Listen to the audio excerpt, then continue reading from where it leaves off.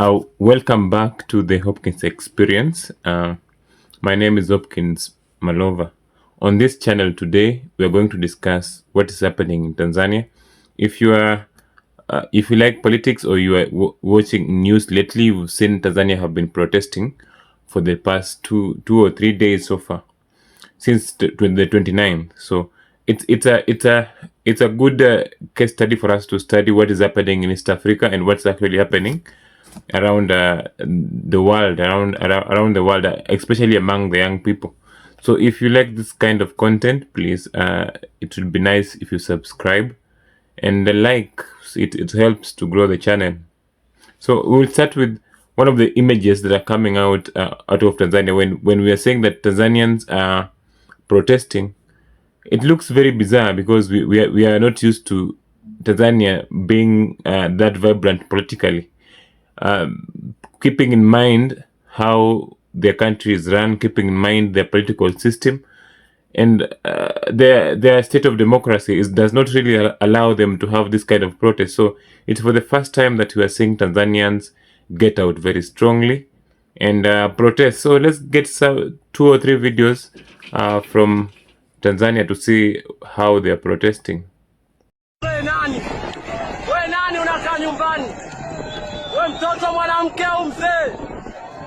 Umahamake. We nani unakaa nyumbani eh? Wewe mwenzetu nini? Utudishe magari ya kuasha sasa yenyewe kila siku tunakula ugali na pilipili. Oya we nani kumahamake? Mitandao shaizima kama tunavyoona kituo cha polisi cho. Maanisha utua. Kituo cha polisi Gadeni, bye bye. Aweza katulia ndugu zetu kumamae. Atoke Ikulu ndo tunakuja huko.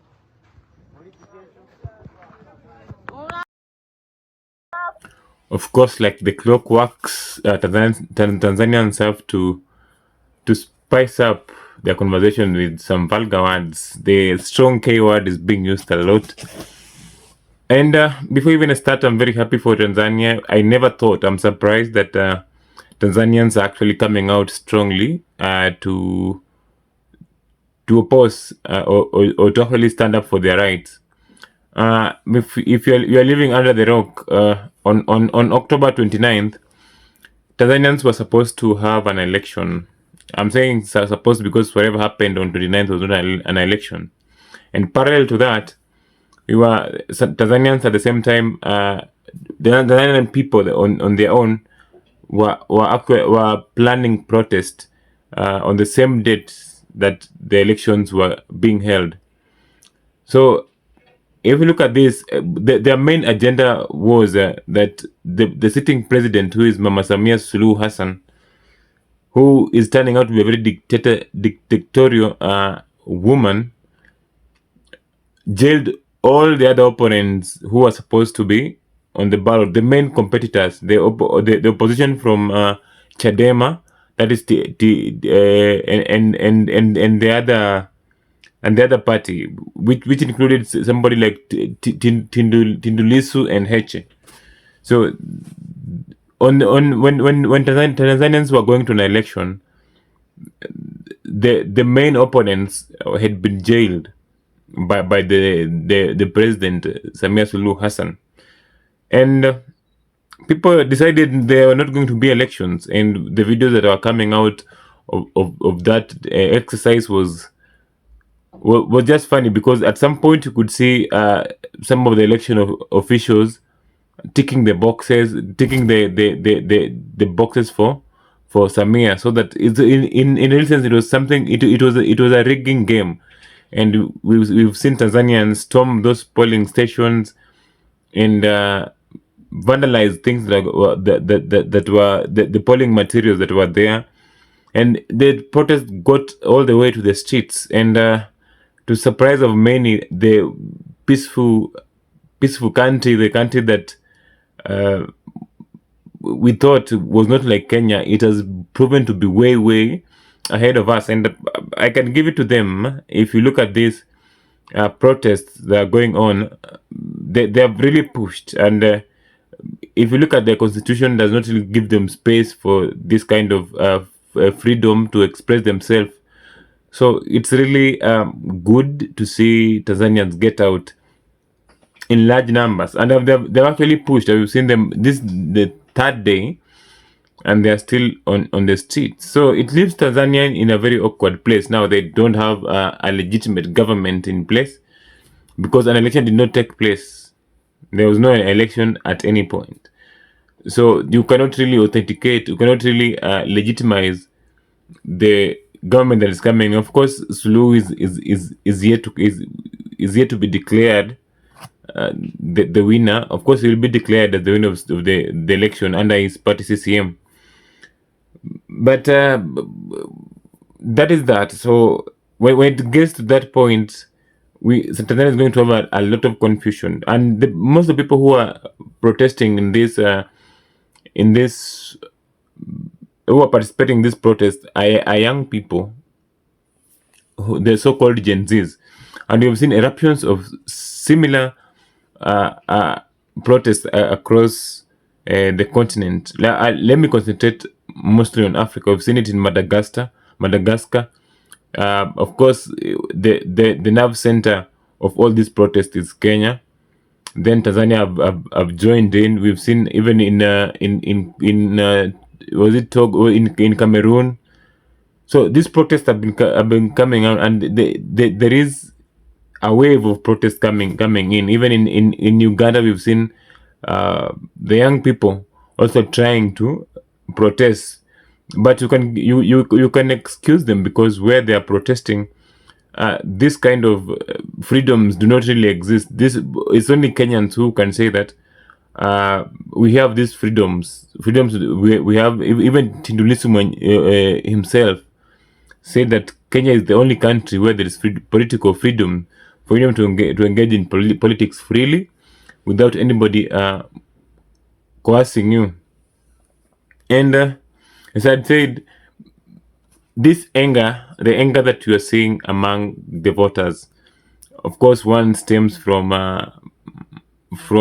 the election, but at the same time, the Tanzanians are tired with the state of things. There's how the economy is.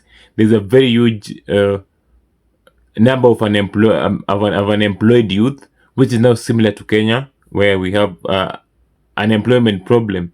Then there is also economic stagnation. The economy is not really moving, and the people can feel it. It's similar pain from Tanzania, Kenya, and Uganda. And then also we are having issues to do with rising cost of living. So when you see people get out of the streets that way, it shows you that there's exactly a pain that needs to be addressed by the government. And failure to do that, people end up pushing past the laws. They end up pushing past what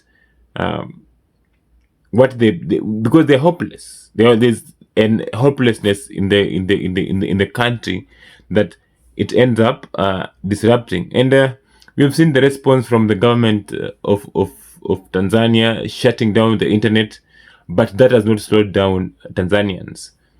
Tanzanians are still on the street, and they mean business this time. Yeah, it's going to be an interesting time to watch what will happen in Tanzania in the coming days, keeping in mind that they have not had an election. And Tanzanians have actually pushed, to an extent, even their celebrities are receiving the heat, from the people. You've seen Diamond being forced to pull down his posts that is praising the posts that were praising the regime, the Suluhu regime, and helping her seek a re-election. So when you see this kind of things, even some of the businesses to politicians have been looted and burned down. Yeah. So when you see this kind of call it behavior, where people are out there strongly advocating for their rights, it tells you it is true. There is a problem in Tanzania. So most of these political activities among the youth, for long we've been seeing Tanzanians on TikTok encouraging each other and also admiring how Kenyans conducted their protest last year and part of this year, and how Kenyans have been politically engaged. We have to give Kenyans their flowers for inspiring the young people throughout the world. They have taken our script. They have taken the script that we used in protesting against the finance bill back in 2024, and it's good to inspire other nations so that they can come in also very strongly to stand up against these atrocities that are being conducted by our governments. We've seen how ruthless Samia is. We've seen how ruthless Ruto is. We know how ruthless Museveni is, and all this comes from poor leadership and bad governance. So if Tanzanians really succeed in East Africa, then and also we have if Uganda also join in the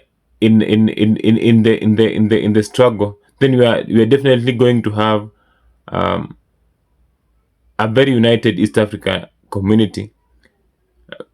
That imagine if all these three countries, Kenya, Uganda, and Tanzania, had the same kind of freedoms, the same kind of economic freedoms, it will be nice. So when we see Tanzania come up this strong, it's good for us to encourage them and tell them to be safe as they continue to agitate for their rights, for their democratic rights, for free and fair elections throughout.